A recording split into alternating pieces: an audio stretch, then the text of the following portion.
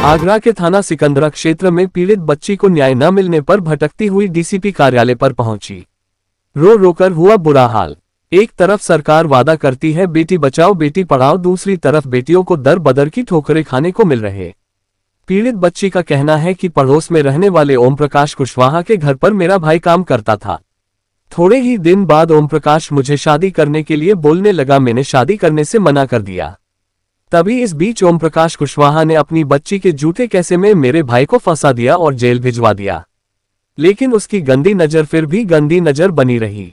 कुछ समय बाद पीड़ित बच्ची के पास फोन आया और कहा कि मैं तुम्हारे भाई का केस वापसी ले लूंगा और तुमसे शादी करूंगा और एक फ्लैट भी तुम्हारे नाम करवा दूंगा। उसके बाद फिर जबरदस्ती करने लगा। फिर जो हुआ वह पीड़ित बयां कर रही।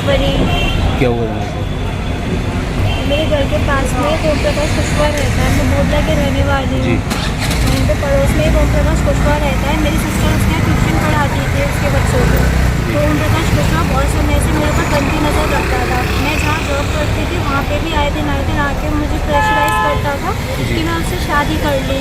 लेकिन जब मैंने उसकी बात नहीं मानी तो उसके कुछ ही दिनों बाद उसने मेरे छोटे वाले भाई को अपनी बेटी के झूठे रेप केस में फंसा के जेल भेज दिया, जिसकी हमने बेल डाली थी हाई कोर्ट से 18 सितंबर 2023 को। वो बेल रिजेक्ट हो रही थी और उसके अगले ही दिन ओम प्रकाश कुशवाहा ने मेरे पास कॉल किया अपने आप से ही और कहा कि तो तुम्हारे भाई की भी बेल रिजेक्ट हो गई, अब क्या चाहते हो तुम बताओ। तब मेरी बात मान ली थी अगर तो ऐसा होता ही नहीं। तो उसने मुझे प्रेशराइज किया और मिलने को बुलाया और इसी तरह मुझे आए दिन मिलने बुलाता रहा। अभी पिछले 18 जुलाई 2024 की बात है, उसने मुझे सिकंदरा पे मिलने बुलाया और कहा कि केस के बारे में बात कर लेंगे।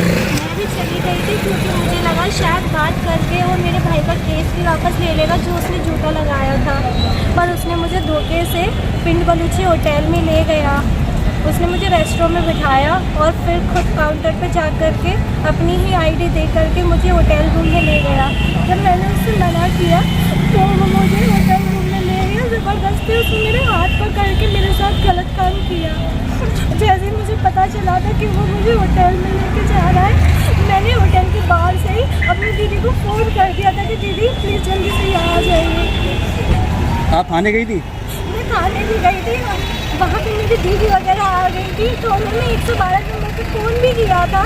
तो 112 नंबर वाली पुलिस उसको पकड़ के भी लेके गई थी, पर उस थाने वालों ने उसे अंदर से ही भगा दिया और मुझसे कहने लगी कि अपने हिसाब से दवाई मत देना, हमारे हिसाब से दवाई देना। एसएसपी नीरज शर्मा ने मुझसे खुद बोली थी ये वाली लाइन अपने ऑफिस में बुला के। आज आप ना मिलने आए डीसीपी ऑफिस कलेक्टेड में, तो आप क्या आश्वासन दिया? मुझे किसी ने कोई हेल्प नहीं की। सब लोग ये बोल रहे तुम मुस्लिम हो, तुम्हारी कोई मदद नहीं करेगा। क्या मुस्लिम की बेटियों के साथ ऐसे ही होगा? क्या मुस्लिम की बेटियां नहीं होती, सिर्फ हिंदू की बेटियां ही बेटियां होती हैं? आप क्या चाहती हैं? मैं सिर्फ न्याय चाहती हूँ। मेरा भाई जेल में है, उसने झूठा केस लगाया है और उसी के बल पे उसने मेरे साथ गलत किया। जो अपनी वो नीयत रखता था उसकी नीयत आज पूरी हो गई है, फिर भी वो खुलेआम घूम रहा है। पुलिस उसे पकड़ने का भी प्रयास नहीं कर रही है।